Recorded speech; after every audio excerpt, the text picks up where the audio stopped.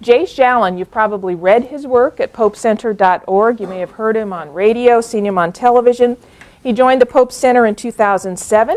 He's a Philadelphia native and began his writing career as a freelance journalist for the Asbury Park Press in New Jersey. He wrote for several other papers in New Jersey and Delaware. He also worked in software. He has a BS in computer science from Richard Stockton College in New Jersey, an MA in economics from the University of Delaware. It's been published in all sorts of places.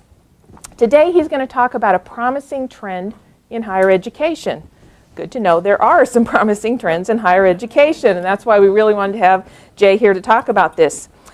This is what he calls the emergence of independent academic centers that teach history, economics, and the politics in a traditionally objective manner.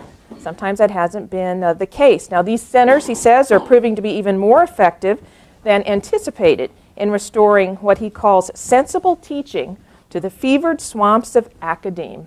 With that, I can't wait to hear all about it. Here is Jay Schalin. Would you put that on?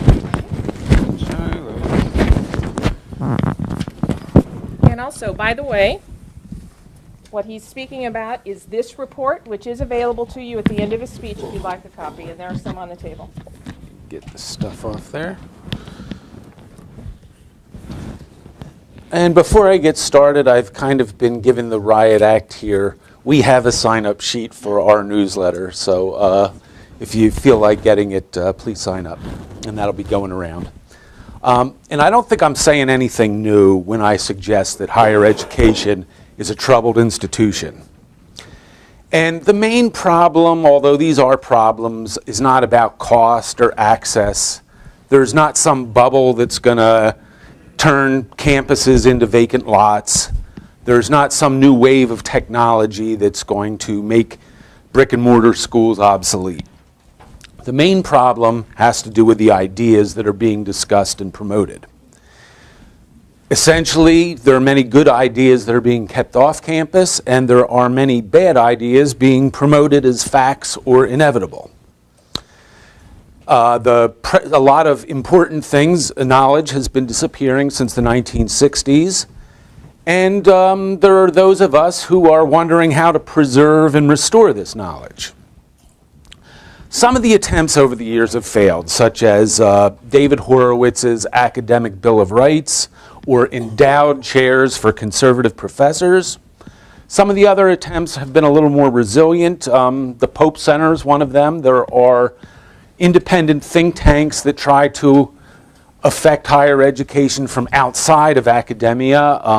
Another one that really did something great recently was the Alliance Defense Fund, which won a landmark decision defending Mike Adams' academic freedom rights at UNC Wilmington. And while these groups and there's also student groups that are proliferating on campus that gives conservative students and libertarian students a chance to congregate and maybe invite some speakers.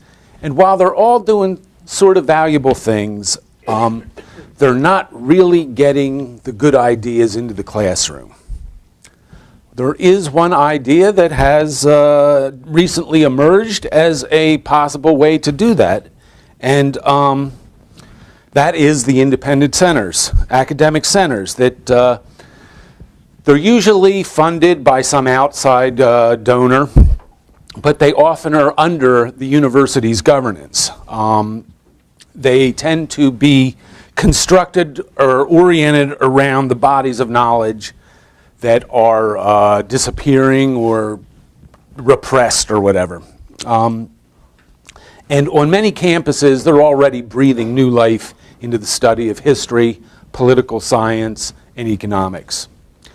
And so what do? They bring speakers who would not otherwise be heard onto campus. They have student reading groups where students read important books that they would not otherwise read in their normal courses. And very often they fund professors who teach courses that would not otherwise be on campus.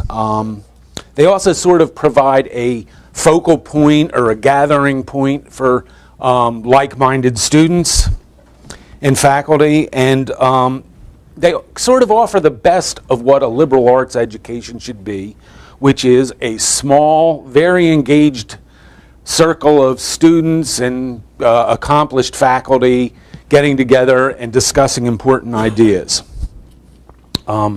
They range from, they're all different types of these things. They range from the Ashbrook Center in Ohio at Schalin College, which got some enormous endowment from industrialist Fred Lenin, and they occupy an entire floor of the school's library. They fund over 100 partial scholarships to students a year. They hold classes. They even, within that center itself, they even have 3 American history degree programs, everything from an online one, another one for high school teachers, and also one that you can transfer to a PhD program. And that's one end of the spectrum. At the other end of the spectrum, at UNC Greensboro, there's a philosophy professor there that gets $15,000 a year. He has 1 or 2 speaker events, 1 or 2 debates, which tend to be popular. He has a couple of student groups, and he also distributes free copies of Atlas Shrugged. He does that for 15 grand a year. Now, this being North Carolina, there's no way we can discuss academic centers without bringing up a certain academic center out at UNC's law school, which would be the Poverty Center, the Center for Poverty, Work, and Opportunity or something, of G. Nickel and previously John Edwards. So let's get it out of the way because it illustrates something very important. You kind of might be wondering, well, how can you be so positive about this group of academic centers and so hard on this other one? And there's a pretty simple answer, and that comes down to the word academic. That word has certain, an academic center means that there are certain obligations that that center has. And the first one is you can't be political. Considering that the Poverty Center was started to give John Edwards a springboard for his presidential candidate, that kind of cancels it out right there. You also should not advocate for a specific viewpoint. It's amazing how many supporters of the Poverty Center say that the center, it should be kept because it's such a wonderful advocate for the poor. And that's actually a reason for getting rid of it. It is not an academic center. Now, you can be an advocate for the poor if you're a religious group, private nonprofit, maybe even some government, I don't know, but you can't do it if you're an academic center. Now, I call these centers conservative in my report, but that's not really 100% accurate. What I say is they are concerned with the ideas and the knowledge that conservatives are concerned with. I'm going to paraphrase Jim Otteson, who is the director of the Center for the Study of Capitalism at Wake Forest, in which he says, our title says to study capitalism, not to advocate for it. Now, of course, when you study capitalism on an objective basis, you are going to notice this very strong correlation between prosperity and capitalism, and that's okay to bring up. Bob Paquette, the director of the Alexander Hamilton Institute in upstate New York, said something similar, in that he said that his center's intent is to look at Western civilization objectively, including the warts as well as the beauty marks. And that is certainly a higher standard than the one that is often applied on campus today, which is, let's just focus on the warts and try to rip Western civilization apart. And the key is objectivity. That means you explore the best known, the most promising, the most influential, and the most reasonable theories, ideas, and knowledge from the entire spectrum of ideas, and try to objectively look at them. That doesn't mean you have to consider every theory.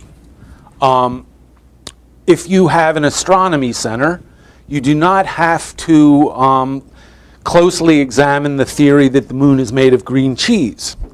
You should kind of take a look at the idea that the moon orbits the Earth. These center directors and people involved have to be extremely scrupulous. They have all kinds of eyes looking at them to see whether they're going to fall off of that objective tightrope. In the meantime, you have lots of left-of-center centers that pretty much can do whatever they want, which is what the Poverty Center did until recently. And the center directors, the more conservative center directors, have even developed a certain paranoia. Many of them wouldn't talk to me. And I mean, it's sort of a justified paranoia, but they wouldn't talk to me, or they wanted to remain anonymous because they were worried that if they got too much attention, the faculty would go after them. And that is actually been a fairly frequent occurrence. The Pope Foundation actually tried to fund something out at UNC Chapel Hill, and this was before my time, so I'm not a little unsure of all the details. But basically, they told Art Pope, no, you can't give us money unless we have total control of it. Otherwise, you're violating our academic freedom. It also happened just down the road at Meredith, and in like 2004, Meredith went to BB&T Foundation and asked for a grant. BB&T agreed to give him like $60,000 a year for 7 years, as long as they taught a course that required some readings from Atlas Shrugged and The Road to Serfdom. The faculty kind of just decided, well, no, you can't do that. That's a violation of our academic freedom to insist on certain course content, and just give us the money and we'll do what we want. John Allison, the president of BB&T at that time, is no fool, and he just pulled back the grant because he knew that the money would be used in ways contrary to what he intended. Up at Hamilton again, this was a very highly publicized case that really illustrates something important, and I'll get to that towards the end. In 2006, Hamilton got the largest grant they'd ever had, like $3.5 million. And it had one stipulation, and that was that it was to be for the study of Western civilization.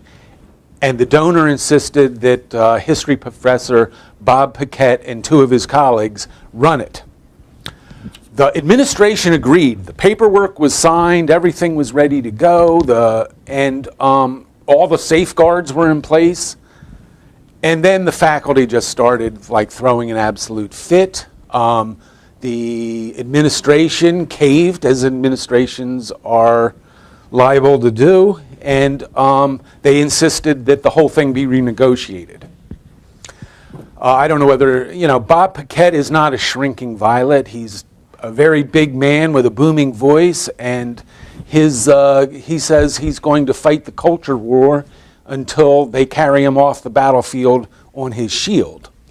And his response to the Hamilton administration was basically the royal 5-finger salute, and he took the center off campus and put it in this old mansion. And because they have ties to student groups, they are able to be just as influential as they intended to be by being connected to the school. So he's managed to show that if you have one really determined, kind of tough guy who is willing to put up with the heat and has tenure, he can get ideas on campus, no matter how much opposition. Let's see. And But everything is not a cultural, some like cultural trench warfare out there. Most of these centers actually have very good relations with their administrations. I find 3 reasons for that. One is there are administrators, many administrators, even though they might be liberal, they still believe in keeping the campus open for free inquiry and the free exchange of ideas. Another reason is that money talks to administrators. Many of them are judged solely on how much they add to that endowment. And so they get some big donor coming in who's going to actually fund professors to teach courses, which helps them out.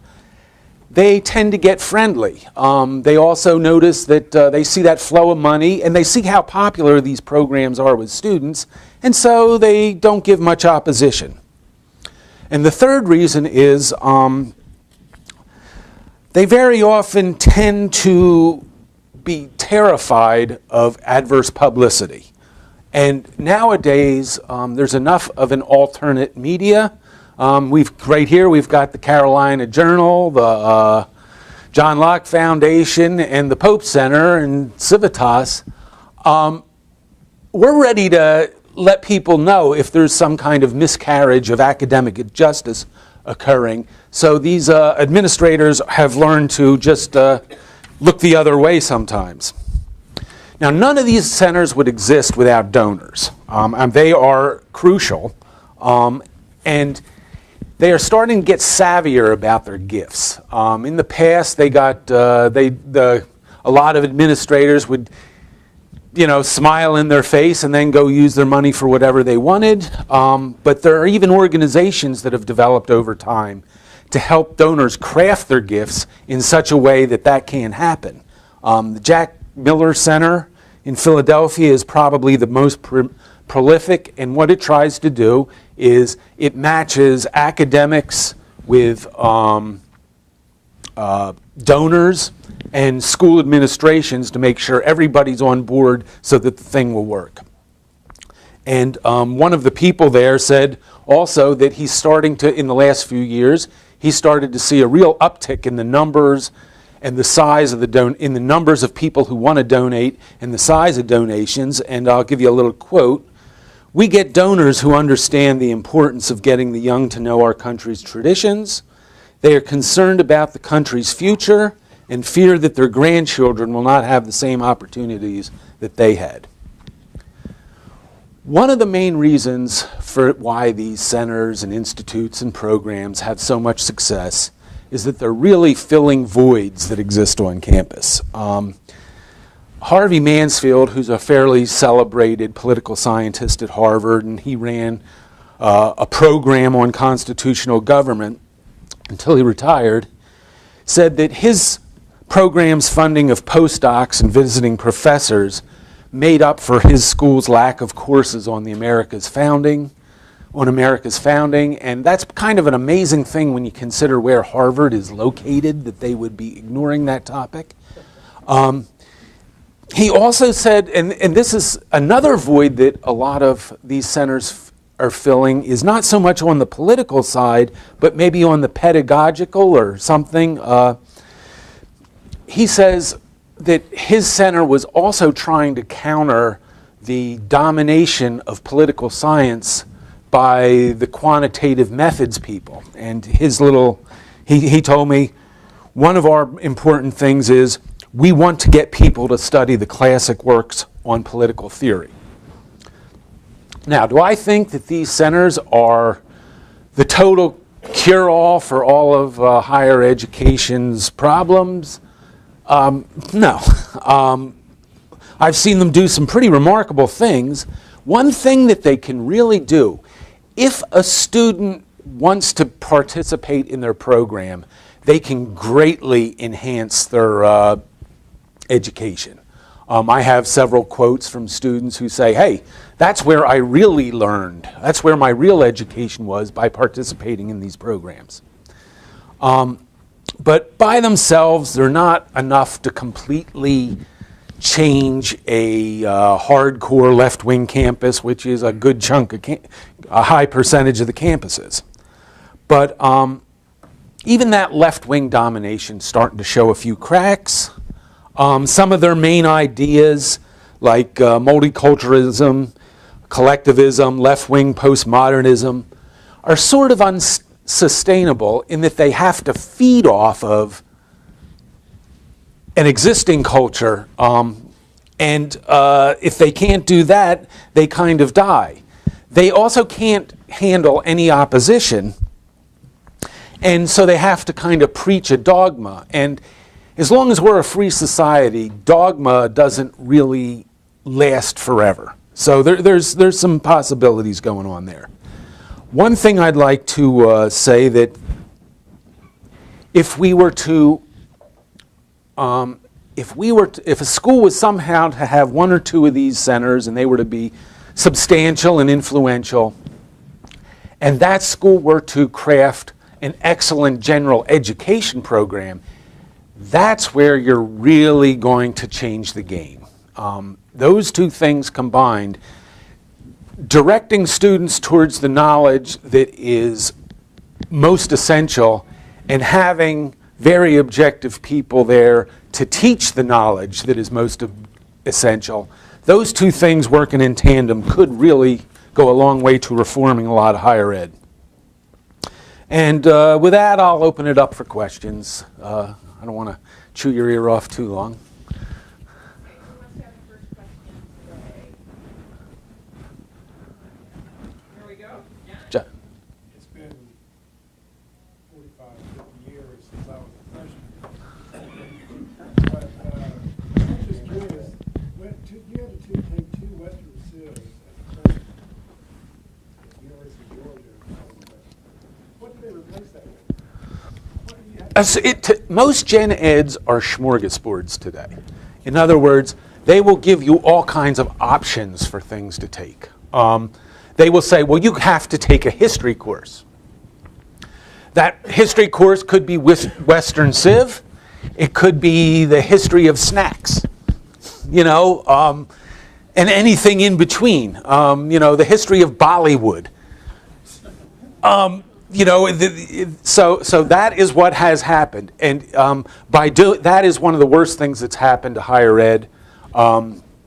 It's especially, it hurts the science people and the technical people because they really don't have to know anything cultural, and it hurts the humanities people because they can totally avoid empirical stuff.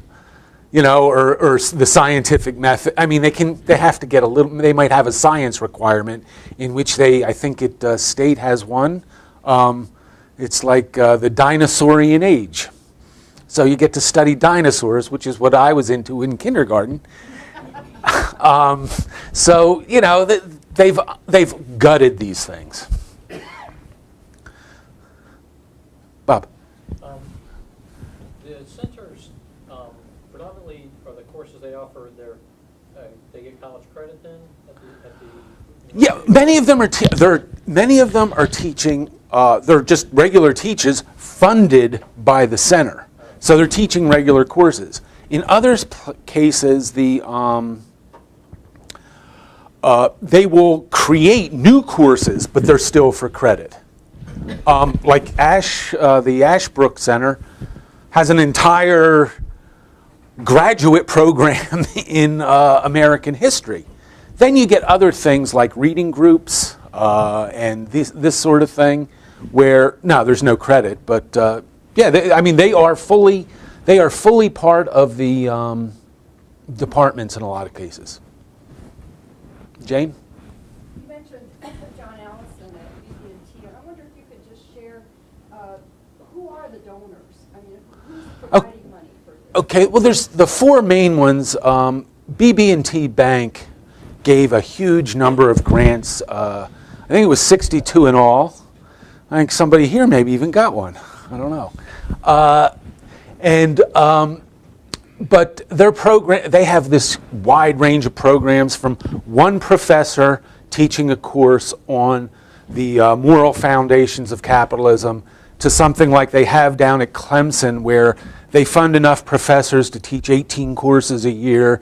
They have like 2 or 3 speaker series, and it's a very big deal, and it's growing, and it's becoming a more important part of the. So that's BB&T. Let's see. There's the Jack Miller, which is really not a funder, but it works with donors, individual donors. I mentioned them. Then there's the Veritas Fund, which is part of the Manhattan Institute. And I'm missing one here. Koch Foundation, which really makes it's just like a lightning rod. On a lot of campuses, like the fact that these people get Koch. I mean, there's a campaign going on by the left to uncover every bit of money on college donated by Koch, and to point out that they're trying to take over academia when it is a tiny little drop in the bucket. Yeah, John. I wonder, what do you think about schools of the environment? We have a big one at Duke, and we are casual observers might see them as more activists than scientists. And I wonder what you think. Well, I mean, they got to go through the sniff test. Are they objective? Are they looking at the environment, as a scientist would study the environment, trying to come up with answers? Or are they starting with predetermined answers and saying, this is what we have to do to solve this problem that we decided before we even looked at the problem? Well, the way in which the predetermined answer comes in is the phrase, the science is settled. The vast majority of scientists believe that. Right. And sometimes that's true, but very often it's not. Okay, anybody? The generation that is now leading academic institutions and the very people who were in the 60s and 70s were the people who were advocating for free expression, or not going along with the establishment. And yet some of them have seem to have done a 180 now that they are in charge. What is the fear, and sometimes it does seem like fear, what is the fear of a free exchange of ideas?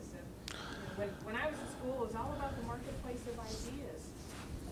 Why is there resistance to that? Because if you hear a differing side, you might reject what you're hearing from the other side. It's just that simple. A book I was reading recently, I'm trying to think, I don't know, it was on academic freedom. And what they were trying to say is that there was a survey out that basically revealed that even though if you just blindly say to or ask academics, do you believe in the marketplace of ideas, they will say yes. But then if you start asking them about specific viewpoints, it turns out they really don't have a problem with shutting up the other guy. They want their stuff heard. And some of them just don't have an ethical problem with that. Another thing that's happened is there's most academics are liberal. And most of them aren't all that highly politicized. There is a small group of extremely politicized people who, they're the ones who get on all the committees. They're the ones who are in the faculty senate. They're the ones who are chewing on the dean's ear and pushing. They're the ones going out to the students and getting them to protest. And they're pretty much driving the bus.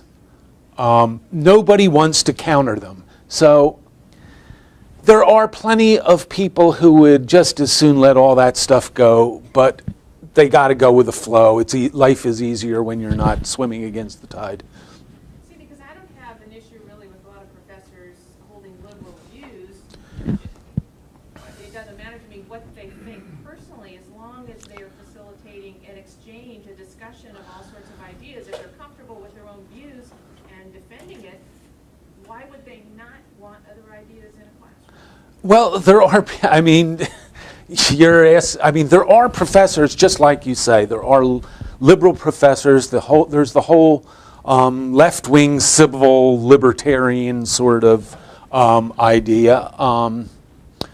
What's the guy? Nat Hentoff of the, Village Voice is, I guess, the best known of that.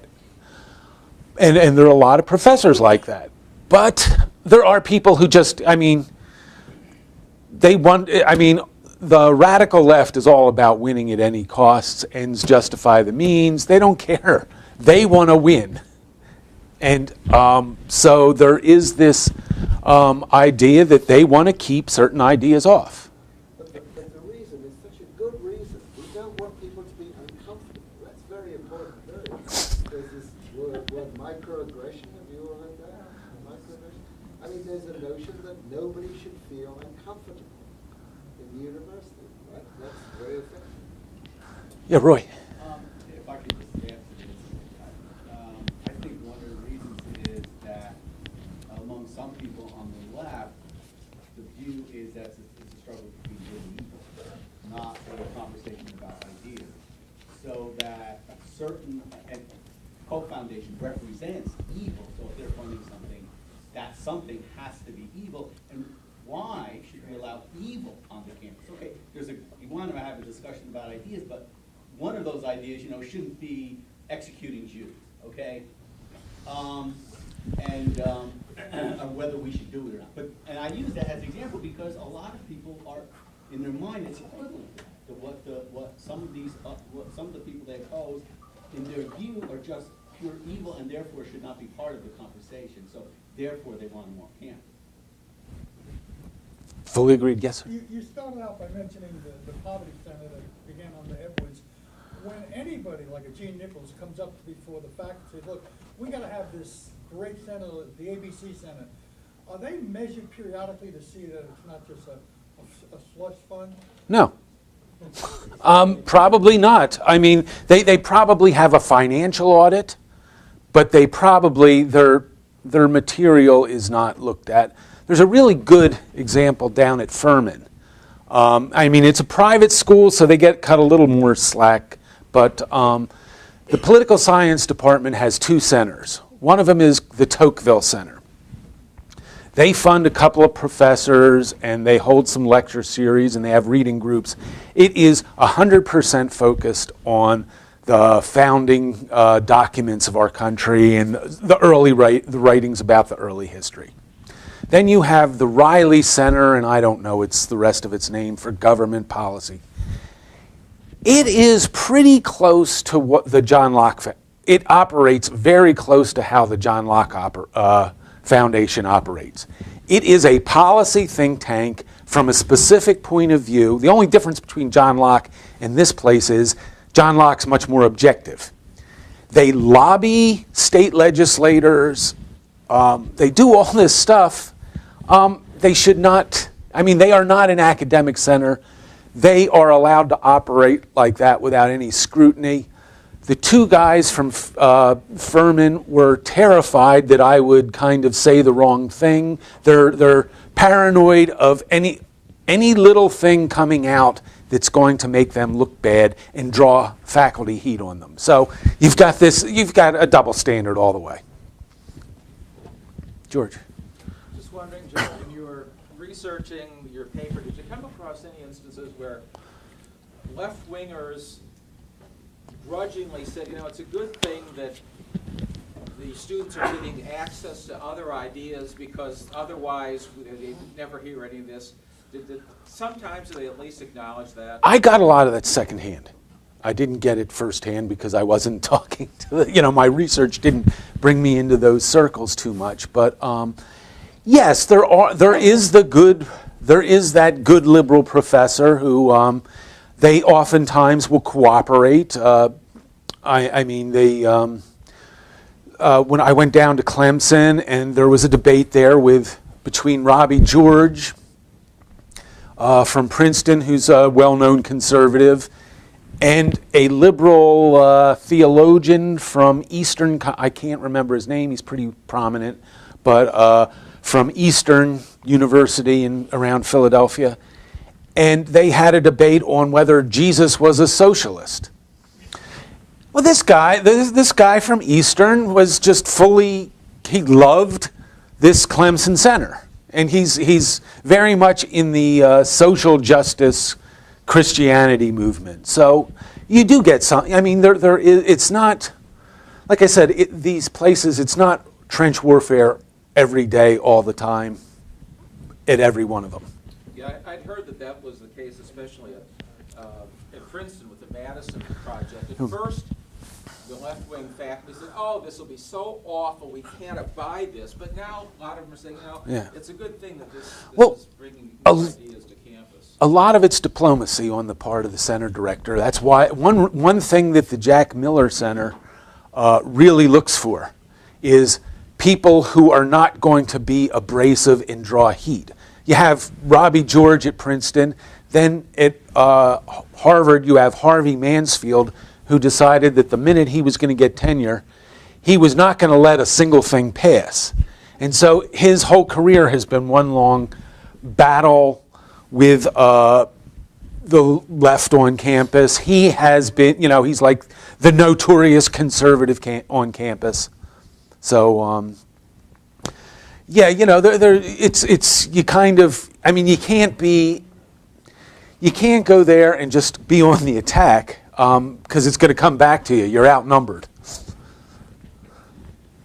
Okay. Any other questions or comments for Jay? Roy? You named what you would consider to be some good sort of open campuses that are really welcoming to more conservative or libertarian. Well, yeah, one thing, both Harvey Mansfield and Bob Paquette said the same thing. Small, private, elite colleges are the worst place. I don't know how to pronounce his last name. Is it Hadley Arkes? Arkes. He was, a famous historian up at Amherst, and they wouldn't let him have a center up there. Paquette got driven off of Hamilton. You're not going to get him at Swarthmore. Actually, we actually tried to get one on Davidson for a short period, and that fell through. So those are the worst kinds of schools. There's some other now, I would say that if you really wanted to look at some places that are really fertile ground, you'd have places like State, Clemson, Virginia Tech, where the focus is not, the left wing is not totally in control. They're large state institutions, so they are subject to some legislature differences, and they're probably the most open. Another thing is, I would say that private schools that are struggling financially would probably be open to a nice-sized grant that funds a couple of teachers. So there are some and it's just Villanova is probably better than Georgetown, because Villanova is more strongly Catholic, whereas Georgetown is, I don't know, it's liberation theology now or whatever it is. So you have some things like that, just individual differences. Duke has actually been very fertile here. They've got at least two. There's the Bruce Caldwell's history of political economy, and then there's the Mike Munger's what? Yeah, Gillespie. So that Duke has been surprisingly open to them, and one will be bad. It depends on the individual administrator. Princeton was great. University of Penn, the administration will just take your grant and spend it however they want. So it's very individual. All right, and a reminder too that all of Jay's work can be found in this report. So if you don't have a copy on the table, if you want to take one home, just talk with Jay and get another copy of it. Jay Schalin from the Pope Center. Thank you, Jay. Yep. Thank you.